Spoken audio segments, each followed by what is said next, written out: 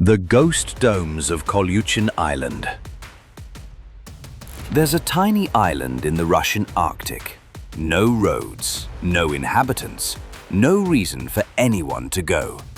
Yet, towering above the ice and rubble, there are domes, giant metal domes, half crushed, half standing. And inside, only polar bears and silence. This is Kolyuchin Island, one of the coldest, most isolated, and most mysterious places in the world. And what was once built here has never been fully explained.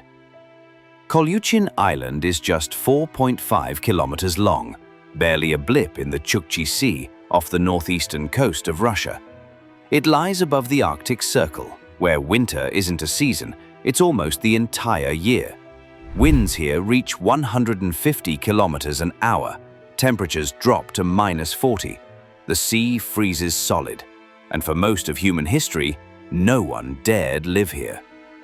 But in the early 20th century, something changed. The Soviet Union arrived, and they built a station.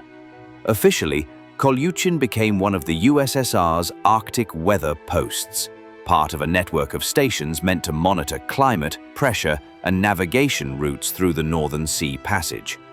But even then, something didn't quite add up. Why this island? Why so far? Why build domes that look like they belong in a sci-fi film? And why, after decades, leave it all behind? The station operated for decades, but sometime around the 1990s, after the collapse of the Soviet Union, everything stopped. No more workers, no more ships, no more explanation. Today, what remains is something out of a post-apocalyptic novel. There are metallic domes, large, rusted, pockmarked by weather and time. Their purpose, still unclear. Some say they were radar dishes, others say communication relays, but the structures have no official designations in current Russian archives, and there are no military documents confirming what was tested here, if anything. Inside, there are beds still made, torn books, Soviet posters, rusted scientific equipment, and sometimes, explorers say, there's a hum, not from machines, but from the wind itself, moving through the domes in a way that sounds almost deliberate. In recent years, Kolyuchin found unexpected fame. A wildlife photographer captured something surreal, a group of polar bears living inside the abandoned station. They moved between buildings, peered from broken windows, sat beneath Soviet murals. The image went viral. Some saw it as a metaphor, nature reclaiming what man abandoned. Others just found it chilling. Why do the bears stay there? Is it for shelter or something else?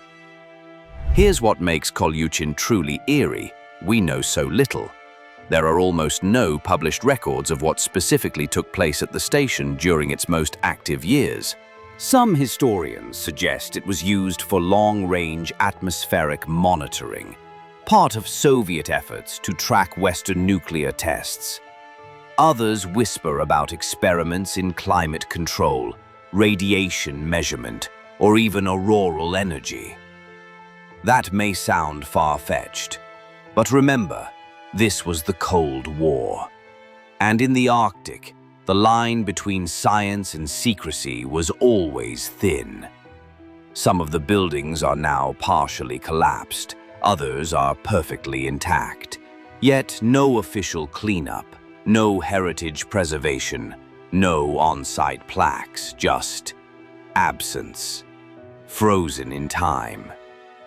Kolyuchin Island is a place the world forgot, except for the wind and the bears. It stands as a monument to a time when humans reached into the coldest corners of Earth to wage silent wars, and then simply walked away. But the domes still stand, still echo, still hum. And if you ever find yourself drifting north through the Chukchi Sea, look to the ice. Somewhere out there, a ghost station waits. Would you step inside, or would you leave Kolyuchin to the frost, the silence, and the things that may still be listening?